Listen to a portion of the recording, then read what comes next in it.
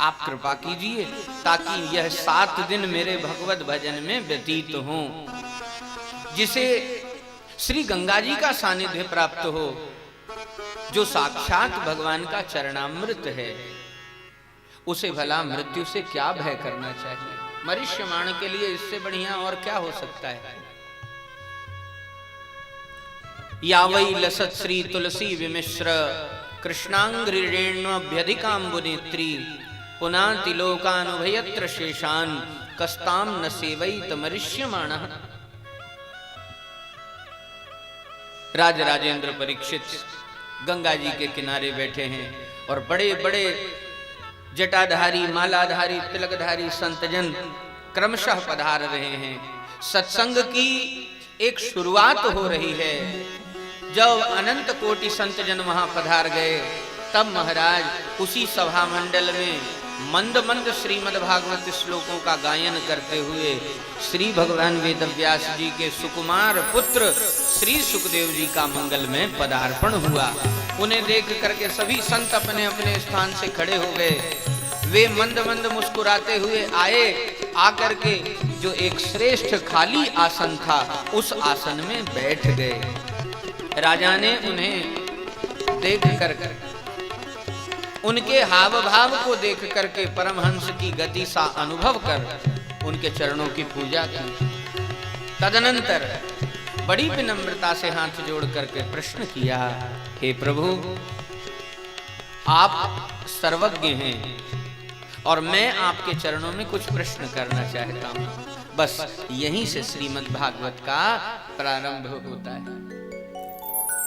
अतः प्रक्षामि संसिद्धिः योगिनां परमं गुरुं पुरुषस्य यत्कार्यं म्रियमाणस्य सर्वथा। अतः प्रक्षामि संसिद्धिः, हे नाथ, मैं आपसे पूछना चाहता हूं कि मरिष्यमाण व्यक्ति को, मरने वाले व्यक्ति को क्या करना चाहिए? उसे यत् श्रोतव्यमथो जप्यम, कुछ सुनना चाहिए अथवा कुछ जपना चाहिए। यत् श्रोतव्यमथो जप्यम यत् कर्तव्यम रभिः प्रभो स्मर्तव्यम भजनीयं वा ब्रूहि यद्वा विपर्ययम्।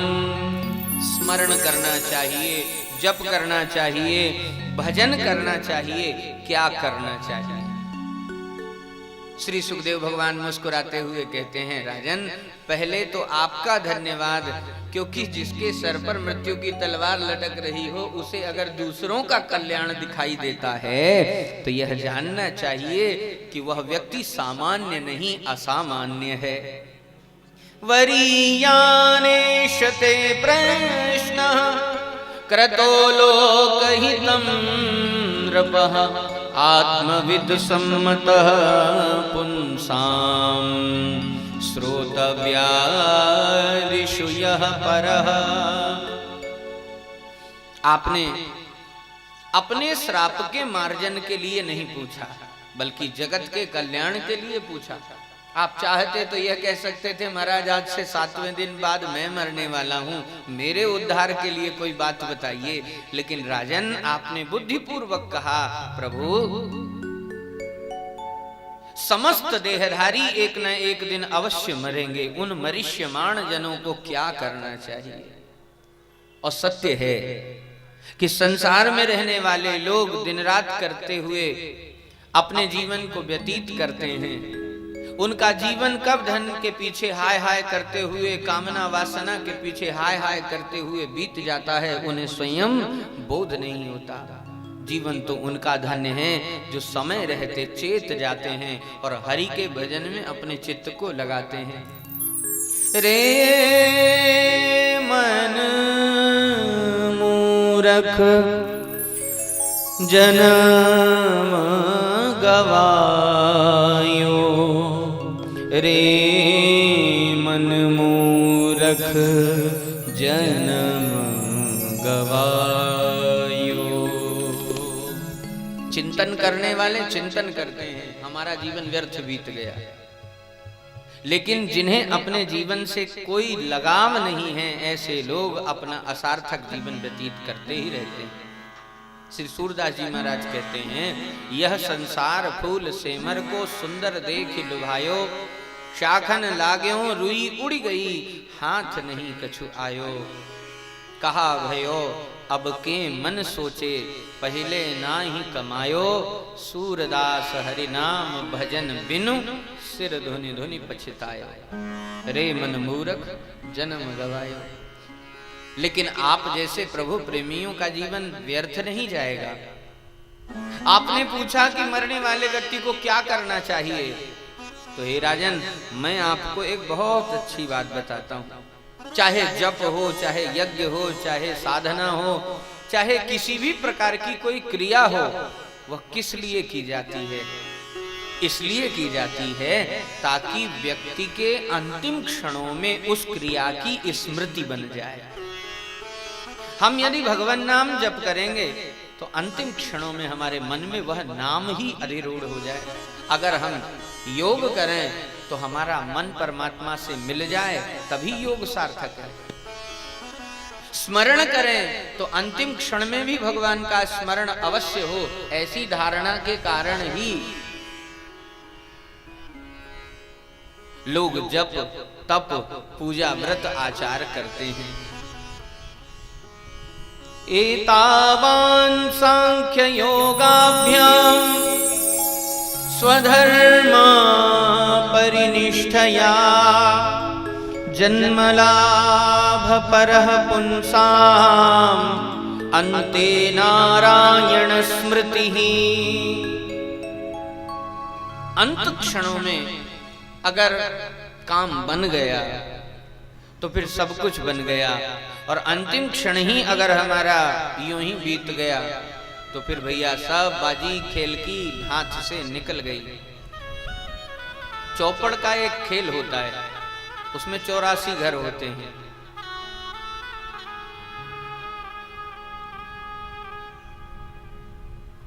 एक घर पहले गोटी आकर के रख गई, अब अगर एक पड़ेगा तो अंदर चली जाएगी, और अगर 12 पड़ेगा तो फिर से 84 का चक्कर उस गोटी को लगाना पड़ेगा। एक को पौ कहते हैं, पौ पड़ी तो विजय मिलेगी, और अगर 12 पड़े तो महाराज बात बिगड़ जाएगी। संत जन कहते हैं अगर पौ पड़ जाए तो वारे न्यारे हो जाते हैं, और पौ पड़ना यानी परमात्मा के पैर पकड़ लेना ही पौ पड़ना है। महाराज अगर पौ पड़ गया तो बाजी बन गई, जीव ने स्वयं को समर्पित कर दिया तो अंते नारायण स्मृति ही। जीवन का किया गया प्रत्येक कर्म सार्थक हो जाएगा, और अंत में हरि नाम याद नहीं आया तो फिर 84 लाख योनियों का भ्रमण तो पक्का है ही। इसीलिए इन सब कामों के कारण राजन हम जो जो कार्य करते हैं उसका लक्ष्य यही है कि हमें अंत में हरि नाम का स्मरण हो जाए। जो काम अंत में करना चाहिए वह अभी से क्यों ना करें। इसलिए हरि नाम का आश्रय अनिवार्य है। आइए 2 क्षण के लिए हम और आप भी हरि नाम का आश्रय लेते हैं और फिर शीघ्रता पूर्वक आज के निमित्त स्थान तक प्रवेश करते हैं। श्री वृंदावन बिहारी लाल की है, श्रीमद् भागवत महापुराण की। मेरे गिनियो ना अपराध, लाडली श्री राधे। मेरे गिनियो ना अपराध, लाडली श्री राधे। मेरे गिनियो ना अपराध, लाडली श्री राधे। गिनियो ना अपराध, लाडली श्री राधे।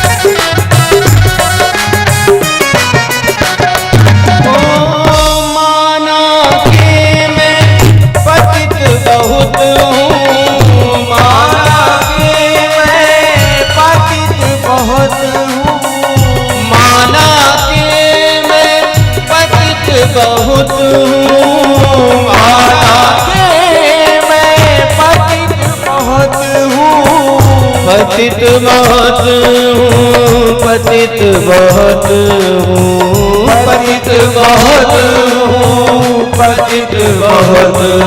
ओ माना के मैं पतित बहुत हूँ, माना के मैं पतित बहुत हूँ, माना के मैं पतित बहुत हूँ, माना के मैं पतित बहुत हूँ।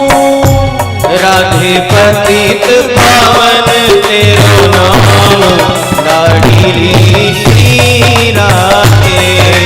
पतित पावन तेरो नाम, लाडली श्री राधे। पतित पावन तेरो नाम, लाडली श्री राधे।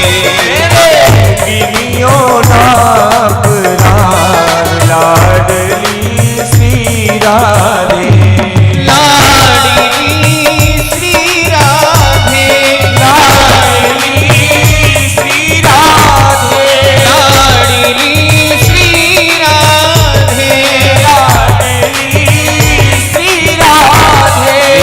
गिनियो नाथ राधे, लाडली श्री राधे। गिनियो नाम लाडली श्री राधे।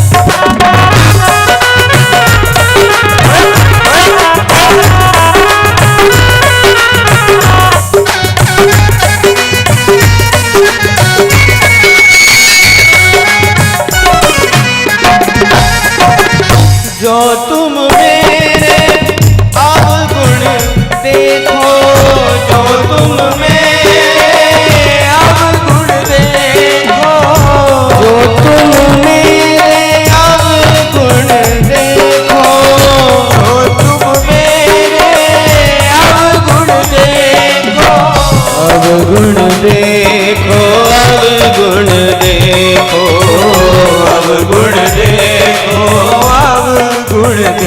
राधे उनका नहीं है हिसाब, लाडली श्री राधे। उनका नहीं है हिसाब, लाडली श्री राधे। लाडली श्री राधे, लाडली श्री राधे। प्राण धन श्री राधे, लाडली श्री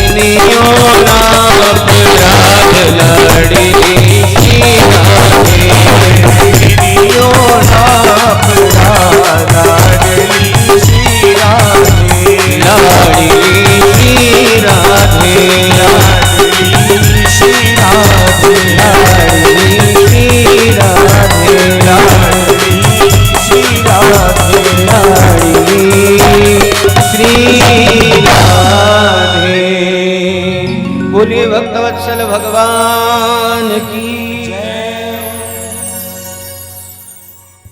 श्री सुखदेव भगवान ने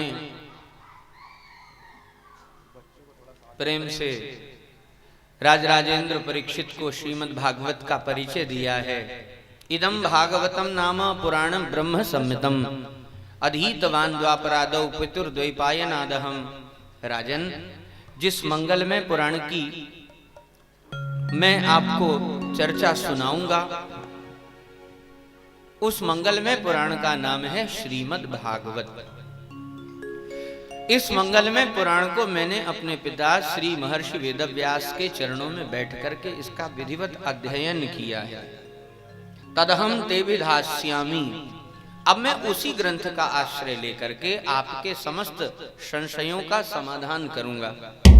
महापौरोषिको भवान यस्य श्रद्धयतामासुः श्यान मुकुंदे मतिः सती। किसी भी साधना को करने के लिए कुछ बिंदु अनिवार्य होते हैं। उदाहरण के लिए, यदि आपको सूक्ष्म तत्व की प्राप्ति करनी हो अथवा स्थूल तत्व की प्राप्ति करनी हो, दोनों के लिए ही यह नियम अनिवार्य है।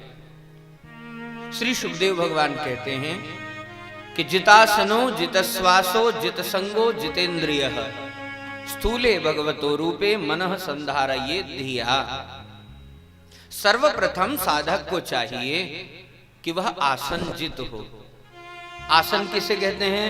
जिस पर हम बैठते हैं और जिस प्रकार बैठते हैं। जिस पर बैठते हैं वह कई प्रकार का हो सकता है, जैसे वस्त्र का आसन, कंबल का आसन, कुश का आसन। और जिस प्रकार बैठते हैं वह भी आसन कहलाता है। यानी दोनों पैरों को मोड़ करके कमल के दल की भांति बैठेंगे तो पद्मासन बनेगा, पीछे की ओर मुड़कर बैठेंगे तो वज्रासन बनेगा। और अधिकतम जानकारी के लिए बाबा रामदेव से संपर्क करें। Many types of poses in yoga। बहुत से क्रम हैं, बहुत सी शाखाएं हैं। तो जिस पर बैठते हैं, जिस प्रकार बैठते हैं, दोनों को आसन कहा जाता है। गृहस्थों के लिए 3 प्रकार के आसन बढ़िया बताए गए हैं। 2 प्रकार के आसन उत्तम बताए गए हैं। पहला आसन है कंबल का आसन। कंबल के आसन पर पूजा पाठ करने से उत्तम सिद्धियों की प्राप्ति होती है। और दूसरा है कुश का आसन। कुश की चटाई में बैठ करके पूजा पाठ करने से आयु की वृद्धि होती है। कुशासने भवेद आयुः कंबले सिद्धिरुत्तमा। ये तो हो गए 2 गृहस्थों के और 2 सन्यासियों के। जो सन्यास धर्म दीक्षित संत जन हैं उनके लिए 2 आसन। मोक्षः स्याद व्याघ्र चर्मणि। बाघ के चमड़े पर बैठ करके मोक्ष का अनुसंधान करने वाले उन महापुरुषों के लिए वह आसन है। अजिने सर्व सिद्धि स्यात्। जो सिद्धि प्राप्त करने वाले संत जन हैं, बैरागी जन हैं, उनके लिए हिरण का चर्म का आसन उचित है। फिर इसके बाद आते हैं जो हाथ लगे सो आसन। जैसे वस्त्र का आसन, कुछ नहीं मिल रहा है तो नथिंग इज बेटर समथिंग, कुछ नहीं है तो ये तो है। लेकिन शास्त्र कहता है कि वस्त्रासनेषु दारिद्र्यम। वस्त्र के आसन में बैठकर पूजा पाठ करने से दरिद्रता के अलावा आपको कुछ मिलने वाला नहीं है। दूसरा झटपट लाओ आसन, जिसका नाम है पीढ़ा, लकड़ी का आसन। लकड़ी के आसन में बैठकर पूजा पाठ करने से परिश्रम व्यर्थ हो जाता है। काष्ठे व्यर्थ परिश्रमः। इसलिए लकड़ी के पटे पर भी बैठकर पूजा नहीं करनी चाहिए। लकड़ी का पटा भी बिछावें तो अपना आसन जरूर डालें। फिर इसके बाद अगर पत्थर का आसन हो तो क्या करें? शास्त्र कहता है शिलायांच भवेद व्याधि ही। अगर पत्थर के आसन पर बैठकर पूजा पाठ करोगे तो व्याधि को निमंत्रण स्वयं ही प्रदान करोगे। इसलिए पत्थर का आसन नहीं, वस्त्र का आसन नहीं, बाघ के चमड़े का आसन नहीं, हिरण के चमड़े का आसन नहीं, हम लोगों को तो केवल 2 आसनों को पकड़कर चलना चाहिए, कुशासन हो अथवा कंबल का आसन हो। तो पहले नंबर पर आसन सिद्धि, हम जिस पर बैठते हैं वह और जिस प्रकार बैठते हैं, जिस प्रकार बैठने में हम जैसे बैठ करके कंफर्ट फील कर रहे हैं, सुख का अनुभव कर रहे हैं, उस आसन को शास्त्र में सुखासन कहा गया है। तो हम सुखासन में कितनी देर तक बैठ सकते हैं? एक साथ 1 घंटे, 2 घंटे, 3 घंटे, 4 घंटे, 5 घंटे। यदि हमें कोई अनुष्ठान करना है तो आसन की सिद्धि होना अनिवार्य है। इसीलिए साधक का पहला पाठ है, अपने आसन पर विजय प्राप्त करो। 3 घंटे, 5 घंटे, 10 घंटे, 12 घंटे, 24 घंटे का आसन सिद्ध होना चाहिए। तो सर्वप्रथम जितासनो, आसन में विजय प्राप्त हो। दूसरा, जब हमारी बैठक मजबूत होगी, तो बैठक मजबूत होने के बाद हमारा दूसरा लक्ष्य होगा हमारी श्वास, प्राणों का आयाम हमारा संतुलित हो, दीर्घ श्वासी व्यक्ति ना हो, मध्यम श्वासी ना हो। इसलिए प्राणायाम के माध्यम से अपनी श्वास पर हम विजय प्राप्त करें। इसे आचार्य ने कहा कि यह साधक के जीवन की दूसरी सीढ़ी है, जितश्वासो, श्वास पर विजय प्राणायाम के माध्यम से। और तीसरी सीढ़ी है जित संगो, हम किसका संग करते हैं ये भी बड़ा महत्वपूर्ण है। अगर हमें संसार की कामना है तो हम संसारियों का ही संग करेंगे, और अगर हमें भगवत भजन की कामना हमारे चित्त में है तो हम भगवत प्रेमियों का ही संग करेंगे। जिसे जैसा अमल होता है वो अपने जैसा ढूंढ ही लेता है। महाराज संत कहते हैं संग का बड़ा प्रभाव होता है। अगर एक क्षण का भी संग लग गया तो हृदय परिवर्तन हो जाएगा, स्थान परिवर्तन हो जाएगा, आपकी वृत्ति में परिवर्तन हो जाएगा। हमारे गुरुदेव सुनाया करते, कहते महाराज एक बार एक बड़ा विषयी राजा था, शिकार खेलने का उसका रोज का काम था, और शिकार में जाने से पहले वो अपना पहले भोजन पैक करा लेता और फिर जल की अधारी रखवा लेता, फिर शिकार पर निकलता। सेवक पीछे पीछे सामान लेकर चलते, आगे आगे राजा साहब शिकार करते। एक बार राजा धीराज भटक गए और भटक करके एक महात्मा की कुटिया में पहुंचे। उस समय उन्हें बहुत जोर की प्यास लगी थी। महात्मा भजन कर रहे थे, महात्मा के बगल में एक घड़ा रखा हुआ था, कच्चा मिट्टी का घड़ा। उस आश्रम में पहुंच करके राजा को प्यास बहुत जोर की लगी थी। उन्होंने सोचा बेचारे भजन करने वाले महात्मा को क्यों परेशान करें, हमारा काम है, हमें प्यास लगी है तो क्यों ना हम अपने हाथों से जल पी लें। तो महात्मा जी के यहाँ जाकर के उन्होंने वो घड़ा उठाया और जितनी प्यास थी तृप्त होकर के जलपान किया। इतने में भागे दौड़े सेवक आ गए, बोले महाराज क्षमा कीजिए, आपको प्यास लगी और हम जल नहीं दे पाए। तो राजा ने कहा देखो इन महात्मा को हमने, महात्मा के यहाँ आकर के हमने जल पिया है तो इन्हें कुछ ना कुछ तो दे के जाना चाहिए। तो बदले में जो हमारा सुवर्ण है, सुवर्ण की कलसी जो है हमारी, वो इनके कच्चे मिट्टी के घड़े की जगह में रख दो और इनका घड़ा ले चलो राजमहल में रख देना, हमारे कक्ष में रख देना। महाराज जी का घड़ा आ गया राजा के महल में और राजा की सोने की सुराही महाराज जी के यहाँ कुटिया में। जब समाधि से महात्मा की तंद्रा टूटी, प्यास लगी, तो नेत्र खोल करके देखा तो आज मिट्टी के घड़े के स्थान पे सोने का घड़ा रखा है। बुद्धि प्रसन्न हो गई, लगता है भगवान ने भजन का फल दे दिया। जो राम राम कर रहे थे ना महाराज, सोने का घड़ा आ गया, आप क्या चाहिए। और उठा करके प्यासे महात्मा ने जलपान किया, बुद्धि बिगड़ गई महात्मा की। कितना अच्छा होता, खाली घड़ा क्यों मिला, अगर इसके साथ में राज्य भी मिल जाता, सिंहासन भी मिल जाता, 10-25 रानियां भी मिल जाती तो और अच्छा होता। उधर रात्रि में राजा ने फिर से जलपान किया और अब वही विषयी राजा जिसके चित्त में विषयों के अलावा कुछ नहीं है, वो आधी रात को हाथ में माला लेके भजन कर रहा है। राम राम राम राम। जीवन व्यर्थ बीत गया, भोगों के कारण हम अपना जीवन नारकीय व्यतीत कर रहे थे, हाथ में माला लेके बैठे। सुबह दोनों ने,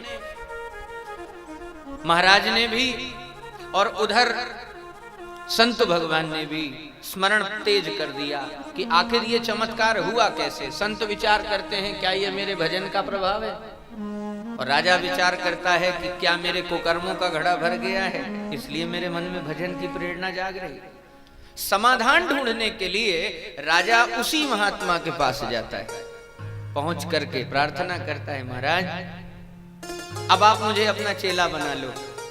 तो महाराज भी पलट करके कहते हैं, हम चेला तभी बनाएंगे जब अपना राज्य लिख करके हमें दे दोगे। देखो भैया, ये है बुद्धि की गड़बड़ी।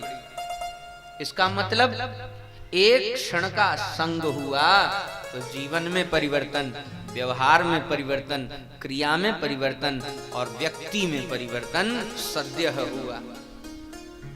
संतों में ऐसी कहावत है कि संत अधिक धनी जनों को पसंद नहीं करते, वे उनसे दूर रहते हैं। क्यों? क्योंकि उनके जीवन का लक्ष्य श्री ठाकुर जी हैं, धन प्रयोजन नहीं है। इसीलिए अगर ठाकुर जी से जुड़ा हुआ कोई व्यक्ति है तो उसके लिए स्वागत है, चाहे वह धनी हो अथवा निर्धन हो, उसके हृदय में श्री ठाकुर जी के प्रति प्रेम है तो स्वागत है संतों के दरबार में। लेकिन केवल धन की अधिकता है तो महाराज धन के अभिमानी जनों से की ओर तो संत भी नहीं निहारते और श्री ठाकुर जी भी नहीं निहारते, देखते ही नहीं है। आप कहोगे कहाँ लिखा है, तो विनय पत्रिका उठाइए और विनय पत्रिका का यह पद पढ़िए, रघुवरी रावरी यह बड़ाई। हे राम जी, आपकी यही बड़ाई है, यही बड़प्पन है कि आप निदरी गनी, आप बड़े लोगों का निरादर करने वाले हो। निदरी गनी तो फिर करते